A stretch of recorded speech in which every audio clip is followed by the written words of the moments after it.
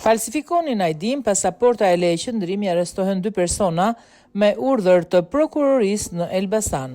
Me kërkesë të prokurorisë pranë gjykatës së shkallës së parë të jurisdiksionit përgjithshëm Elbasan, janë arrestuar 2 persona që falsifikonin ID, pasaporta, leje qëndrimi shqiptare të huaja në pranga këndvështetasit me inicialet dhp dhe AL. Prokuroria e Elbasanit ka depozituar në gjykat kërkesat për vlerësim të ligjshëm të ndalimit dhe caktimin e masës së sigurimit me karakter shtrëngues, arrest me burg.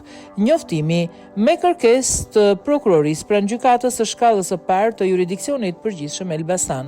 U arrestuan shtetasit dhp dhe AL, të dyshuar për veprat penale të falsifikimit të dokumentave, falsifikimi i letër njoftimeve i pasaportave ose i vizave dhe prodhimi mjeteve për falsifikim të dokumentave, parashikuar nga neni 186, 189 dhe 192 i kodit penal, në kuadër të procedimit penal numër 1525 viti 2024, ndjekur nga metoda speciale timi vëzhgime ambientale dhe veprime stimuluese.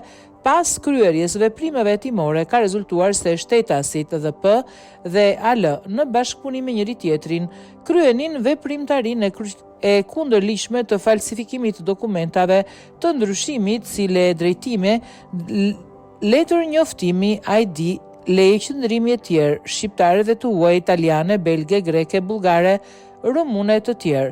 Këto veprimtari këto shtetase kryenin kundrejt shpërblimit.